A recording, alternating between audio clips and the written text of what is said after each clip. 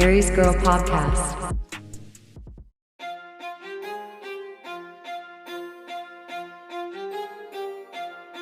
Welcome to the Aries Girl Podcast. I'm your host, Aries Ramsey. All commentary provided in this video is alleged, in my opinion, and for entertainment purposes only, under the guidance of the Fair Use Act of 1976. Well, now that we have that disclaimer out of the way, let's get into the show. Zodiacs. I'm not sure why this week's episode is entitled Love and Lockup, but we will just have to work with what we have.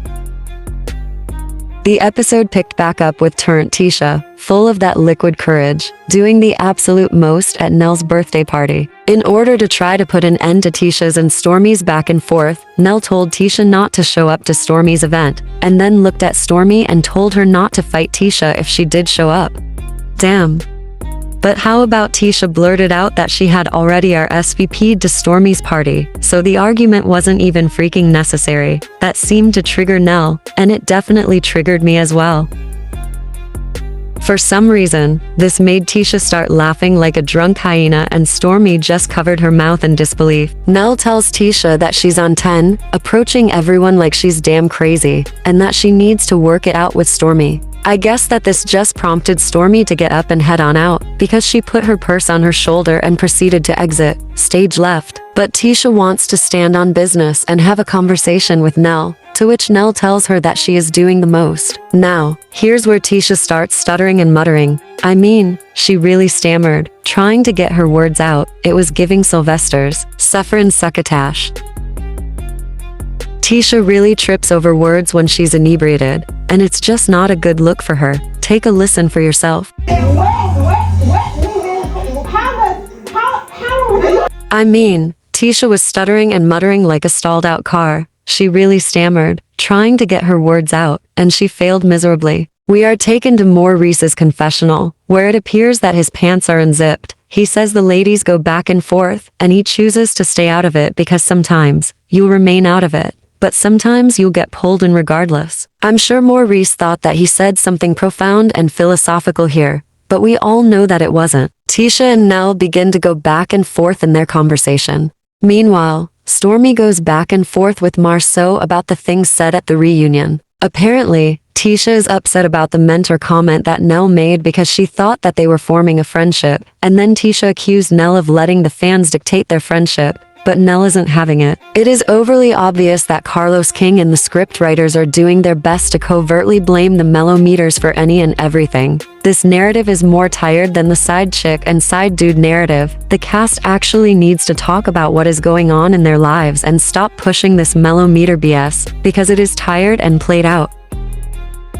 Tisha essentially wanted Nell to get into an online altercation. This is something that she admitted that she wouldn't and doesn't even do. I mean, how freaking childish and ignorant does this sound? And in Stormy's and Marsau's conversation, Stormy explained that she didn't know where Tisha's energy came from because she was just trying to extend an olive branch by inviting them to the Lovers and Friends Gala. Marsau admitted that unlike Stormy and Courtney, he and Tisha hold on to stuff, and Courtney explained to Marsau that they shouldn't have any issue coming to their Lovers and Friends Gala. Then, Courtney told Stormy that Marsau was just taking up for his wife. Maurice interrupted Marsau's argument to remind him that he said he wouldn't get into it with Stormy and Courtney at Nell's birthday party. Of course, Marsau has to be sarcastic by telling Courtney that he will argue with them at their event. Then, he tells Stormy that he likes her in the blonde, but Courtney responds to him to keep his eyes on his own wife as they leave the area. I'm sure that Courtney knows full well that Marsau wasn't looking at Stormy's Dolly Parton and Baps-inspired wig. Marsau was staring at her chest and the lack of coverage. Tisha and Nell finally conclude their discussion with Tisha agreeing to now call Nell about any issues that she has with her going forward. Poor Nell requested a shot after that conversation because Tisha raised her blood pressure. Nell stood up on the table to thank everyone for coming to her birthday party and states that she wants to get her birthday cake cut. Then, she jumps down from the table into her husband Chris's arms and straddles him. This was #team too much Nell, but it was cute. However, her son looked a little mortified in the background, as did Ken. In Nell's confessional, she says that the night was amazing. Her family and friends were there, but unfortunately, Tisha showed her ass at the party, but they were able to get past it. Finally, that concludes Nell's birthday party scene. I would have had to have Tisha escorted out of my party if I was Nell because Tisha really embarrassed herself that night. Tisha was drunk, tried to take off Melody's sunglasses, and was downright belligerent. Nell has more patience than I do. Please subscribe to the Aries Girl podcast. Like the video. And hit the notification bell so that you don't miss episodes. In the second scene, Chris, Courtney, and Martell meet up to play a little football and talk. I'm not sure why Martell decided to play ball in jeans, but at least his jeans aren't skin tight like the rest of his pants are. In Chris's confessional, he says that he wanted to meet up with them to see how Martell is feeling because he didn't get invited to Nell's birthday party, and to see if Martell is invited to Courtney's and Stormy's Lovers and Friends gala.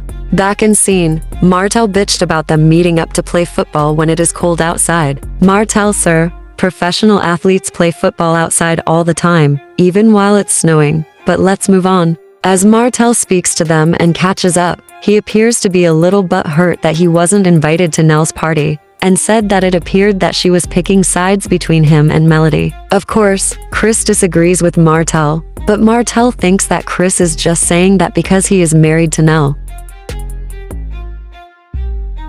Courtney asks Martell if Nell invited him, but Martell has to admit that Nell had a meet-up with him to let him know that he wasn't going to be invited to her party because she felt that Martell and Melody shouldn't be in the same area. Martell, you probably shouldn't be in the same zip code as Melody, but I digress. Now, Chris says that Martell and Melody keep doing stuff to each other, and that's why it's hard to get them in the same room. But my question is, what is Melody doing to Martell? Can somebody please tell me? Here's the kicker, get your gas mask on, because the gaslighting is about to begin from Martell. Immediately after that statement from Chris, Martell says that he and Melody don't have issues when they're together.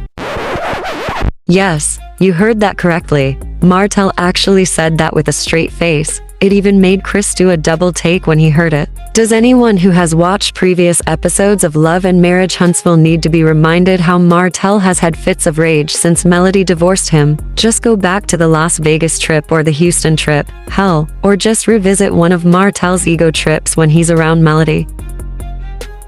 This apparently prompted Courtney to ask Martell if there were any restraining orders between him and Melody. There probably should be a restraining order, Courtney, and the fact that you felt the need to ask Martell that proves it. Courtney then tells Martell that he thinks that two adults should be able to sit in a room and talk. Courtney, your wife Stormy said that she stabs walls with scissors and knives. Are you still in the room trying to talk to her when she does this crap? Also, you don't know what Martell puts Melody through when other people aren't around to witness what's happening, so perhaps you should sit this one out. Now, Martell thinks that Mel loves to hate him, but he couldn't actually say the quote properly. How about this, Martell? Melody is sick of you and has moved on. She doesn't want you anymore, and the sooner you realize that, the better. In Martell's confessional, he claims they take Mel's side and don't recognize that he is actually a true friend.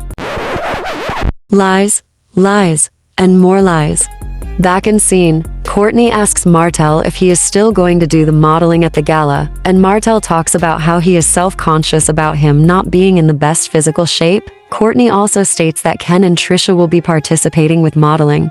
They then discuss that everyone is invited, including Melody, and Martell mentions that that isn't cause for any hesitation about him showing up. On his part, he's only hesitant about participating as a model because of his body. Martell goes back into confessional to say that his quote-unquote dad bod isn't ready, but he thinks that working out with Trisha will get him in a good light. Back in scene, Martell says that he's been doing cardio exercises, and Chris jokingly tells him that he doesn't have to run unless he's running from Melody. Okay everyone, it is safe to remove your gas mask because the gaslighting session is over. I don't know about you, but I think that entire scene could have been handled with an email.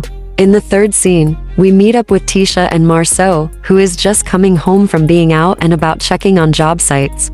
I wonder if these are the random sites that he visits when he decides to flex for the gram, but I digress. He asks Tisha what she's doing, as if it isn't at all obvious, but she tells him that she is mommying, about to go get the kids from school and taking care of house and home. Marsau tells her to take care of her husband with some coffee. Let me be the first to tell you that there's no way I would have fixed him a cup of anything if he'd spoken to me in such a condescending manner. But with Tisha being Tisha, that coffee got fixed. In their confessional, Tisha claims that it is challenging wearing so many hats of being a mom, wife, and business owner because she wants to be great at all things, and sometimes, Tisha feels as though she's lacking. Marsau says that their commitment to excellence is ingrained in them as individuals. Well, damn. It really sounds like Marsau stole that slogan from the Raiders. I was actually shocked that he also didn't say, "Just win, baby," like Al Davis. First he's stealing slogans from Hillary Clinton about deplorables, and now he's stealing from the former owner of the Raiders, Al Davis, about a commitment to excellence. Marsau doesn't seem to have any original thoughts of his own.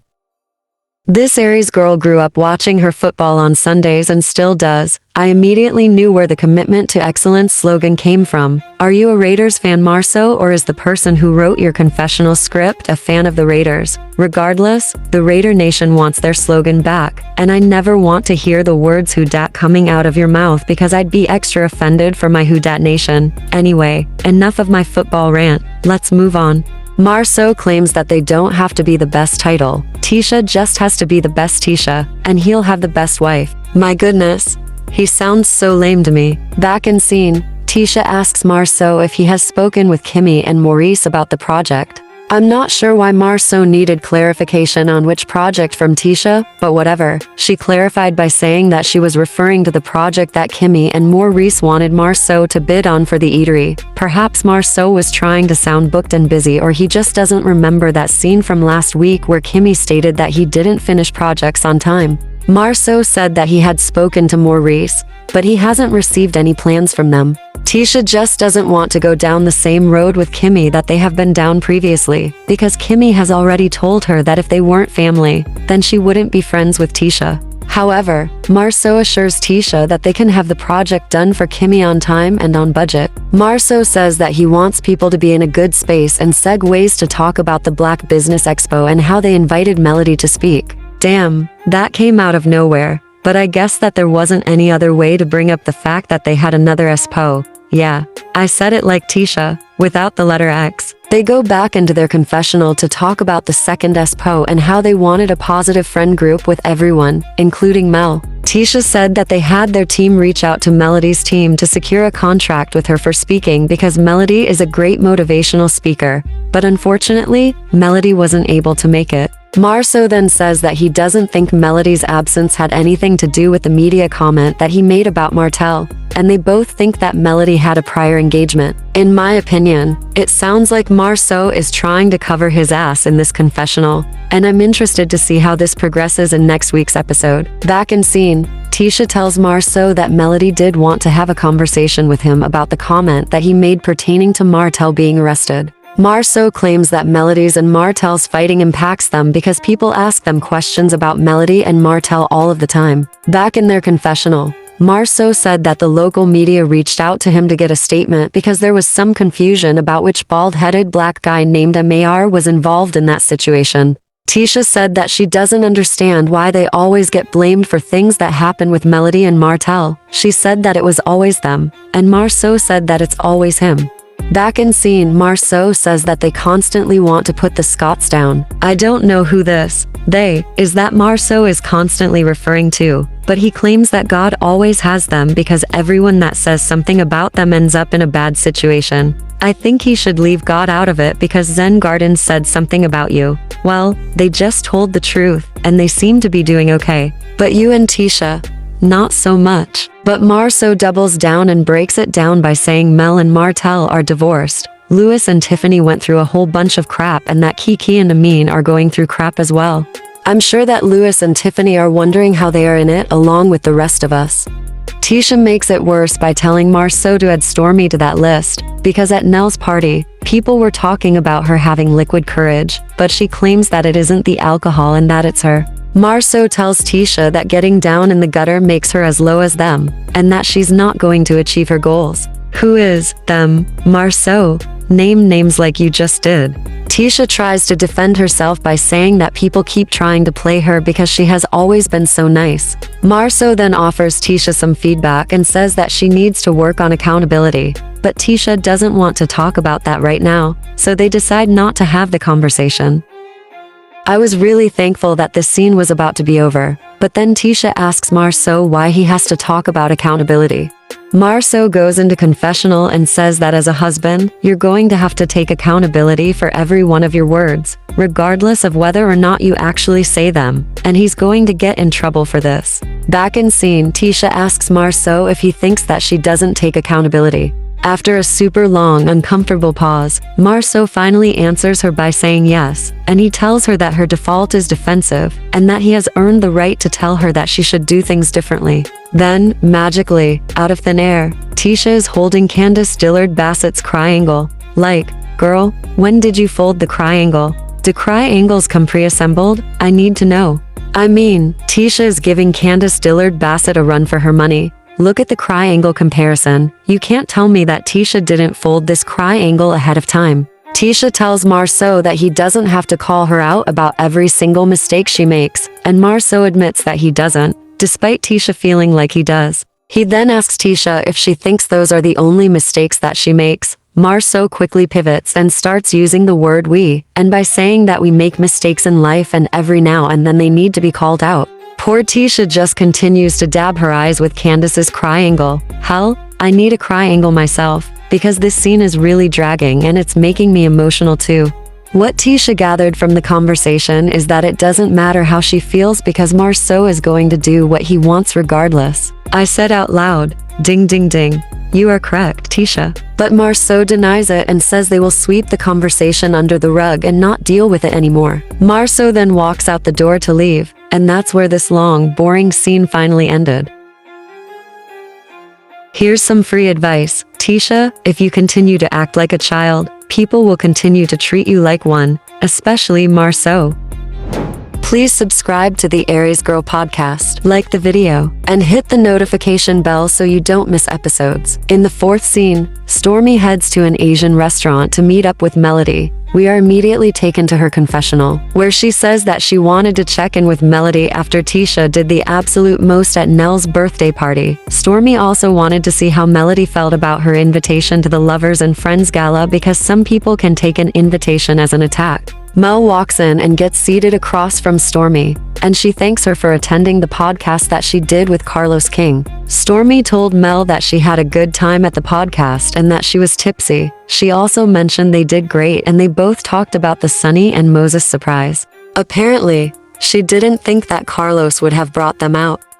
When it comes to Carlos King, haven't we all learned to expect the unnecessary mess and drama surrounding side pieces, love triangles, and infidelity? Melody asked Stormy if she thought that Sunny was wrong for what she did, to which Stormy replied that she really didn't know Sunny like that, but people love who they love, and they can't help who they love. Something tells me that this statement was made to provide some cover for Ken and Trisha, but I digress. Stormy said that if she had cared for someone like Sunny had once cared for Destiny, that she wouldn't be that abrasive. Back in her confessional, Stormy says that she doesn't doubt that Sunny and Moses are in love, but she thinks that they could have been a bit more loving in the way that they handled Destiny and that there is no need to be nasty. I'm not even going to spend any time talking about how Stormy has been nasty with her castmates, which includes Destiny. Back in scene, Melody asked why Stormy and Tisha got into it at Nell's party about the Lovers and Friends Gala. Stormy told Mel that Tisha was the one that was into it, and Melody complimented Stormy on how calm she was and apologetic about sending Tisha the invite. They discussed how hyper Tisha was with Nell Fletcher as well. Stormy also informed Melody about Tisha telling Trisha that she needed to watch out for Nell Fletcher, and how Stormy felt that the whole thing was childish. Back in confessional, Stormy says that she invited Tisha and Marsau to the gala as an olive branch, and if they don't want to accept the olive branch, it's fine with her because she won't lose any sleep over it. Back in scene, Melody is asking about the attire for the upcoming Lovers and Friends Gala. She wants to know if it is formal or semi-formal so that she can dress appropriately. Stormy tells her that it is formal, but she thinks that people will be dressed in the range of cocktail attire to formal attire. Then, she tells Melody that she noticed that Martell wasn't at Nell's party, but notified Melody that Martell would be a model at her gala. Melody said okay, and got clarification that they had invited Martell to the gala. Stormy told Melody that she didn't want her to be blindsided, and Melody politely let Stormy know that it was fine if Martell was going to be there, but she would not be attending. In Melody's confessional, she says that now that she's aware that Martell will be there, that means no show. And no, she's not going to be there.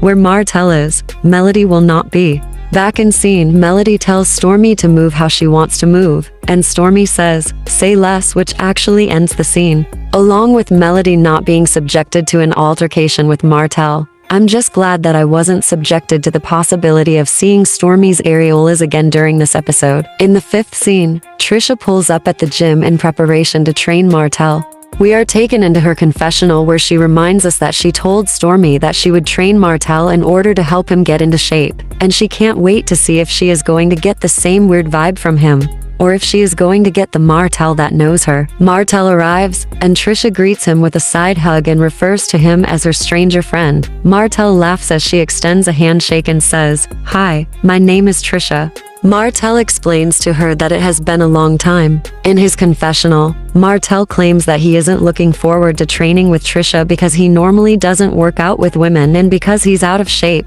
and Stormy has only given him a short period of time to get right. As they are working out, Martell asks her how long she has known all of the Scotts. Tisha says that she has known Marsau the longest because he used to work with her ex at the movie theater Monaco. I really need Tisha to stop calling her currently legal husband her ex-husband. Let's move on. Martell asks her if she met when Marsau used to manage the movie theater, and she said yes. She also mentioned that Marsau used to work with her younger sister. This prompts Martell to ask her if she had ever been to any of the parties up there. Martell, did you ever attend any of these parties at the Monaco? Because it sounds like you attended a lot of them. Tisha wasn't aware that there were parties at the Monaco, and Martell starts being messy by claiming that Marsau used to let women have parties there for free, and that it was a good thing that she didn't work there because Marsau would have gotten her too. Then, Tisha says, the hell if he would have, and Martell rebuffs her and said, yeah, he would have got you. Gee Martell, whatever do you mean by that statement? If any current employee of the Monaco is watching my video, please alert management at the Monaco. They might want to have a little chat with their attorneys about Mr. Marsau Scott. We are taken back to Trisha's confessional, where she says that she doesn't know if Martell is being serious or an asshole at the moment, or is he being funny, because she needs to know. Back in scene, Martell tells Tisha to just make sure that she represents at Stormy's event, and wonders if other guys will be rubbing her down and if she's giving any type of sex appeal. She tells him that won't happen in front of strangers because somebody will walk out with a black eye. Martell then asked her if she used to hit boys at school if they looked at her the wrong way, and she said that she still has her moments.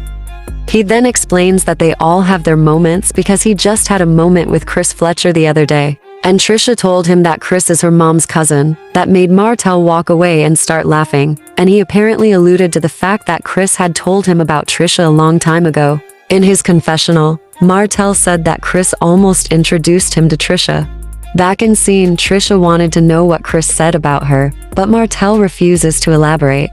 In Tisha's confessional, she said that the conversation that Chris and Martell had about her has her stunned because he won't go into details, so she's just going to ask Chris about it. Someone please help me out here.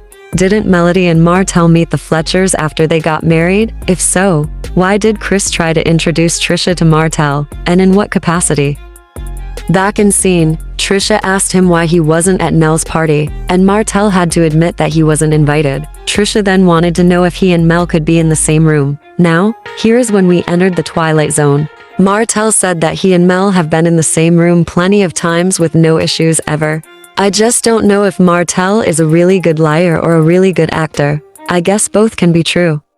Tisha said that Melody was grilling her to death, and Martell asked Tisha if she grilled Melody back, then claims that when people ask her questions, she needs to follow up with the same questions about them. Tisha explains to him the gibberish of her complicated infidelity on her husband.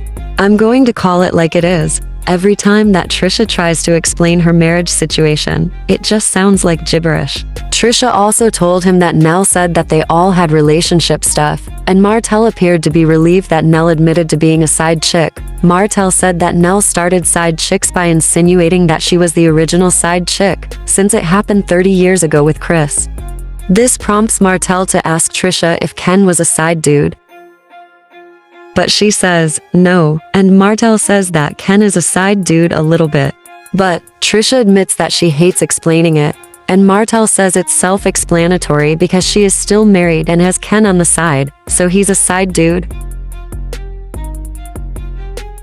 Tisha tries to say that she and her husband had separated, and Martell had the nerve to say that that is what Melody said when she was doing her thing, because they hadn't even talked about divorce. Then he said that Melody had a side dude. Let's keep things 100. I seriously doubt that Tisha and her husband filed for legal separation and doubt if they will ever divorce. And Martell, no one cares if Melody had one indiscretion after she left you and got an apartment. It seems like you were cheating on her during your entire marriage. Knox and Ariane are proof that your indiscretions outweigh anything that Melody could have ever done. Tisha told Martell that there was nothing between her and her husband, and Martell said, except for that paperwork. Then, Tisha replied, but it's just a document. Just a document? Tisha, please stop with the BS. Back in Martell's confessional, he says that Nell has been a side chick and now they have a side dude, and it's actually a thing. He said that he went through his little phase, and that everybody goes through a phase, either they are the main or they are the side. Oh my goodness, Martell is so full of it in this confessional. Not everyone cheats on their spouse and he needs to stop trying to normalize abnormal behavior. I've said this ad nauseum in my videos, but I will say it again. Cheating is a choice. Not everyone is wondering if they are the main or the side piece. Some people are the only piece. Let's move on. Back in scene, he asks her how long she's been with Ken, and she told him 2 years. Then, Martell told her that she needed to hurry up and sign her divorce documents. She said that Ken saved her because she was raging on the inside. Back in her confessional, she said that the workout went pretty well, but it will be the last workout that she has with him, because she learned a little more than she should have. Back in scene, Tisha asked Martell if he was going to act like he didn't know her at Stormy's event, and he tells her that he knows her now and that he just didn't remember her from before. Okay, the Twilight Zone scene is done. I'm still tripping about him saying that Melody had a side dude and that he just went through a phase in his life, a side piece phase if you will. Is he freaking kidding? Martell was actually gaslighting us in the Twilight Zone. I'm willing to bet that his phase started before he got married and never actually stopped. For him, cheating just isn't a choice, it's his lifestyle. In the final scene, Melody meets up with Marsau at a coffee shop. When she arrived, she was surprised to find him already waiting there for her. In her confessional, she says that she hasn't really spoken to Marsau since the situation with Martell being arrested. In scene, she asked him how the Black Expo went, and he said that it went well, and that they used everybody's ideas. She congratulated him and explained that she couldn't participate because she had a prior engagement booked. She asked him if they got sponsorships, and he let her know that they did. They also did panels and keynote speakers. These are all of the things Mel suggested at the prior meeting from last season. Marsau said that he wasn't going to let good advice fall to the ground because they take people's advice. Back in her confessional, Melody said that at the town hall meeting they had after the first Black Expo, she didn't think that the Scots were receptive to the feedback given, but she's glad that they took some of her advice and that the expo was a success this time. Back in scene, she tells him about the conversation that she had with Kimmy and Tisha at the plant shop. They decided not to hold on to things and let them build up. This is why she wanted to have the conversation with Marsau about the statement he made to the media. Marsau is just nervously saying hum the entire time she's talking, and I guess it prompted Melody to ask him if he knew what she was talking about. Of course, Marsau knew, and he asked Melody if she disagreed with the statement, to which she said yeah. Melody doesn't understand why he felt the need to even make a statement.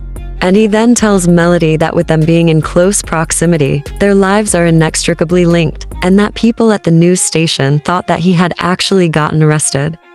Marsau said that he doesn't feel the need to call the news station and give them a statement, and told her that he had the text message where the news station had reached out to him, and he responded that he didn't know what was going on, but in a situation like this, he is praying for all parties involved.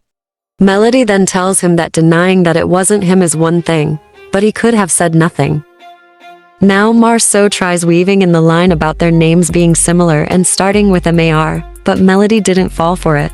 Melody told him that he didn't have to respond to the text message, because people have reached out to her when their lawsuits were coming out and her lips were sealed.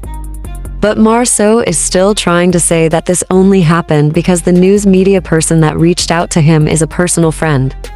So, Mel breaks it down and tells him that her personal friends have asked about him and Tisha, and she still didn't say anything because it isn't her business to talk about. He ends up showing her the text, and when she saw that he told the reporter, saying "Free Martell," she asked him what the F was wrong with him. We could do an entire season on what is wrong with Marsau, but let's move on. That's what prompted Melody to say, "Free Tisha," and the episode ends here with a cliffhanger. Ladies and gentlemen, the "Free Tisha" statement gave me my entire life. We will have to wait until the next episode to watch Melody finish giving Marsau the business. Thanks so much to all of you who have supported the channel by subscribing. I will see you on the next episode of the Aries Girl podcast. Until then, take care.